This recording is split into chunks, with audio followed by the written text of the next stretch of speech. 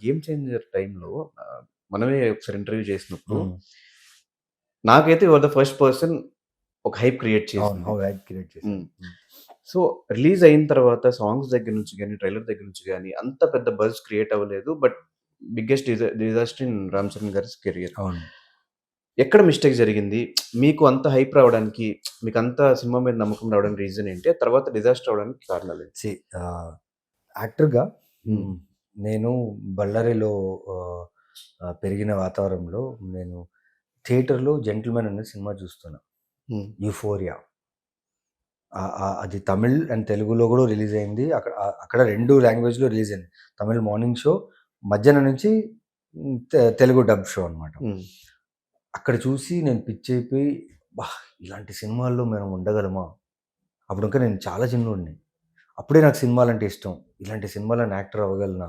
ఇలాంటి డైరెక్టర్‌తో పని చేయగలనా? దాని తర్వాత 'జీన్స్' దాని తర్వాత అది ఆయనది వస్తూనే ఉంది, వస్తూనే ఉంది. సో, 'శంకర్' గారంటే మనకు ఆబ్వియస్‌లీ ఆ హిట్స్, ఆ రేంజ్ చూసి అది ఉంటది కదా! కరెక్ట్. సో, ఆయనతో వర్క్ చేసేటప్పుడు నాకు ఒక హై. పైగా 'రామ్ చరణ్' గారితో వర్క్ చేస్తున్నప్పుడు ఇంకొక హై. 'దిల్ రాజు' గారి production and biggest production of this industry ఆ టైంలో షూట్ చేస్తున్నప్పుడు. హ్మ్. అండ్ షూట్ చేసేటప్పుడు సీన్‌గా చాలా బాగుండింది. టెక్నికాలిటీ నుంచి బ్యూటిఫుల్ టెక్నీషియన్స్ ఒక్కరి మీద ఒక టెక్నీషియన్స్ అండ్ ఆ సెట్‌లో ఇండియాలో ఉన్న బెస్ట్ టెక్నీషియన్స్ అక్కడే ఉన్నారు. హ్మ్. సో, వాళ్ళతో వర్క్ చేసేటప్పుడు సీన్స్ బాగా వచ్చేటప్పుడు మనం ఫీల్ అవుతాం గదా! ఇప్పుడు నా వర్క్ పట్ల నేను చాలా హ్యాపీగా ఉండాను. I did my job and yes screen మీద ఎంత వరకు ఉందో అది directors call and productions call. సినిమాగా చెప్పాలంటే, ఎక్స్‌పీరియన్స్‌గా చెప్పాలంటే అది షూట్ చేసేటప్పుడు నాకు నిజంగా చాలా హై ఇచ్చింది. ఇది this one will make really big అని అనుకున్నా. హ్మ్. But ultimate is audience. Correct. మనం మనం మనం చేసేటప్పుడు ఒక సినిమా ఉంటుంది. చూపించేటప్పుడు ఇంకో సినిమా ఉంటది. అది ఆడియన్స్‌కి నచ్చకపోతే మనం ఎంత దాన్ని వెనకేసుకొచ్చినా, ఎంత బావుందని చెప్పినా అది తెలీదు. హ్మ్. నమ్మాం. ఏ ప్రాజెక్ట్ అయినా మనం నమ్మి చేస్తాం. హ్యాపీగా చేస్తాం. హ్మ్. ఆ హై ఫీల్ అవుతాం. సో, ఆ హై నేను ఫీల్ అయ్యి చెప్పాను. But it didn't work out అంతే. హ్మ్. సో, మీకేమనిపించింది ఒక ఫిల్మ్ పర్సన్‌గా ఏ మిస్టేక్స్ జరిగుండొచ్చు? డైరెక్షన్ అంత ఫాల్టా? పెద్ద లేదంటే ప్రొడక్షన్, అంత పెద్ద డైరెక్టర్ ఎక్కువ హైప్ అనేది ప్రాబ్లమా? లేకపోతే ఆఫ్టర్ 'ఆర్ఆర్ఆర్' తర్వాత వచ్చిన ఫిల్మ్ కాబట్టి? ఉండొచ్చు. హ్మ్.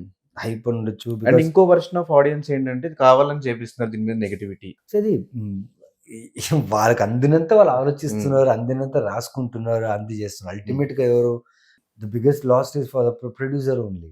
కరెక్ట్. ఓకే. అండ్ ఆహ్, మనం చెప్పే ఒక్కొక్క మాట ఒకరి కెరియర్, ఒకరి లైఫ్ పోతుంది.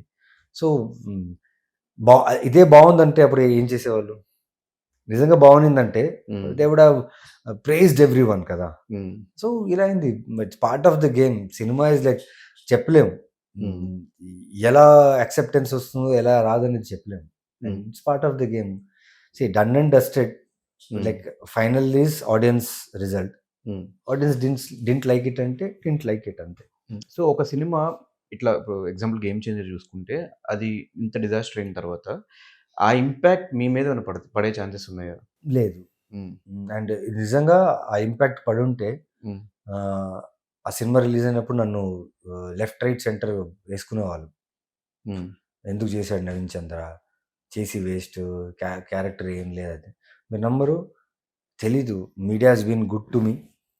చాలా థాంక్స్ చెప్పాలి. హ్మ్. ఎందుకంటే నా క్యారెక్టర్ గురించి ఎక్కడ కూడా బ్యాడ్‌గా రాయలేదు. Or they didn't mention me in that.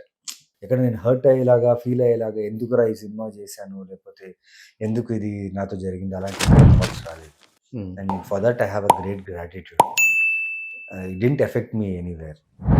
Back to back మంచి కథలు, మంచి సినిమాలు రిలీజ్ అవుతున్నాయి. ఇంకా చేస్తున్నాను. Next year you will be seeing lot of good work from my side. Lot hmm. Of good work and I'm proudly saying I'm very happy that growth అనేది మనం analyse చేసుకొని గ్రోత్ అనేది మనం మనకు మనకు తెలుస్తున్నప్పుడు ఒక ఫీల్ ఉంటది. కరెక్ట్. ఆ ఫీల్‌ని గనక మనం కరెక్ట్‌గా క్యాప్చర్ చేసుకొని బ్యాలెన్స్డ్‌గా, గ్రౌండెడ్‌గా ఎళ్తే you will see the result. లేదు హ్మ్. అప్పు నుంచి సబ్ కుచ్ అన్న ఫీల్ అంటే అక్కడితో కోసేస్తది. హ్మ్. బట్ ఖచ్చితంగా మాకైతే ఒక నమ్మకం ఉంది. మీ సైడ్ నుంచి మంచి మంచి సబ్జెక్ట్‌లే వస్తాయి. మరి ఆ ఈ నమ్మకం అలాగే వేస్ట్ సినిమా అని అయితే రాదు. ఆ నమ్మకం గట్టిగా పెట్టుకోండి. హ్మ్. హ్మ్. ఏమన్నా నెక్స్ట్ బిగ్ ప్రాజెక్ట్స్ ఏంటన్నా? బిగ్, స్మాల్ అని కాదు కానీ క్రేజీ ప్రాజెక్ట్స్ చేస్తున్నాం. 'మాస్ జాతర' ఒకటుంది 'రవితేజ' గారితో. హ్మ్. అండ్ 'సితారాలోనే' ఇంకొక సినిమా హ్మ్. దాని రవితేజ టైప్ గారితో నెగెటివ్ రోలా? నెగెటివ్. నెగెటివ్.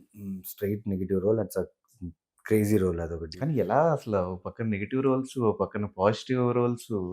చేయాలి. ఇది చేయడానికే వచ్చాను బ్రో నేను. హుహు. లైక్ నేను మేము చేస్తున్న ఈ అందరూ అంటారు కదా! హీరోలు, యాక్టర్లు డైట్‌లు చేస్తుంటారు, వర్కౌట్‌లు చేస్తుంటారు. వాళ్ళకే మనమంతా చేస్తే నువ్వేం పెద్ద హీరోవా? హ్మ్. ఇయి ఉంటది కదా! హ్మ్. హీరోలకే చేస్తే. అది ప్రతి ఒక్కరికి అంతే.